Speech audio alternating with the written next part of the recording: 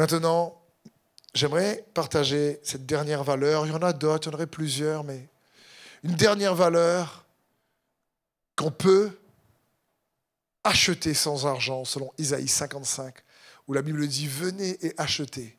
Même vous qui n'avez pas d'argent, venez acheter du lait et du vin. Vous n'avez pas d'argent, mais achetez. Ça parle d'acheter des valeurs, comme on a vu. Ça parle de s'approprier, de saisir des valeurs. Et la valeur que j'aimerais t'encourager à considérer, c'est un cœur qui est bon. La vie riche en paix provient toujours d'un cœur bon. La Bible dit dans Luc 6, 45, « L'homme bon tire de bonnes choses du bon trésor de son cœur. Et l'homme méchant tire de mauvaises choses de son mauvais trésor. Car c'est de l'abondance du cœur que la bouche parle. » On voit donc ici que les richesses qu'on retire proviennent de notre cœur et que l'homme bon tire des bonnes choses du bon trésor de son cœur. J'aimerais t'encourager à réaliser qu'un cœur qui grandit dans la bonté est une richesse incroyable. Matthieu 5, verset 8 nous dit « Heureux les cœurs purs, car ils verront Dieu. » Ça parle d'un cœur qui est agréable à Dieu. Ça parle d'un cœur qui s'est purifié, qui plaît à Dieu, qui tire du bon trésor de son cœur.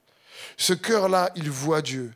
Donc dans le verset ci-dessus, on voit encore le lien étroit entre la qualité de notre cœur et notre perception. Un cœur pur va voir Dieu. Et il est bon pour nous de comprendre ça.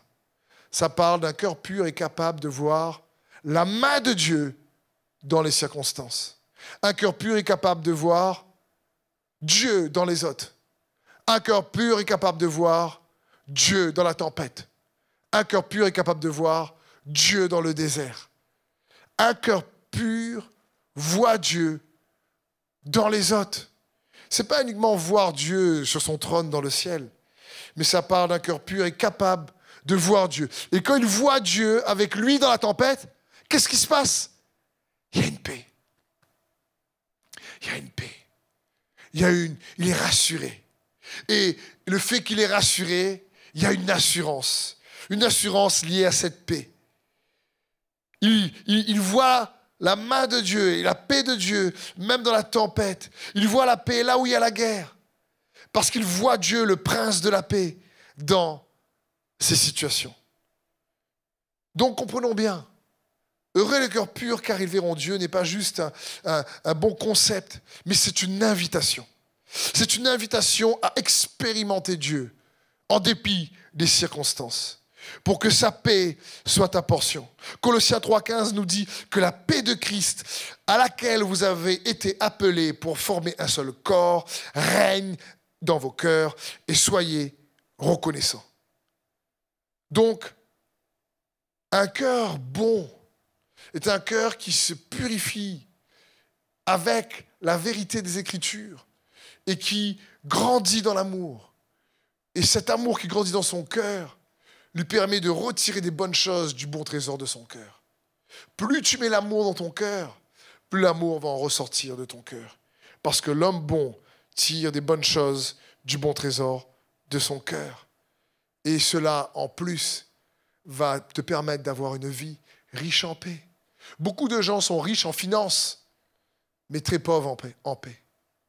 Parce que la paix n'est pas une valeur qui s'achète juste avec de l'argent. Dans le monde peut-être, dans certains conflits peut-être, mais c'est une paix factice, c'est une paix superficielle. La paix qui vient d'en haut, la paix qui vient du prince de la paix, ne s'achète pas avec de l'argent, mais elle s'achète avec un choix de croire en le prince de la paix, de s'engager et de mettre en pratique sa vérité.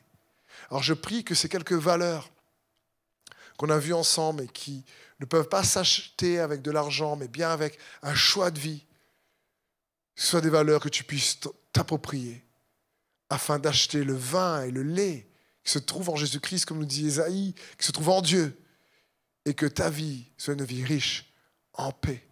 Sois béni dans le nom de Jésus.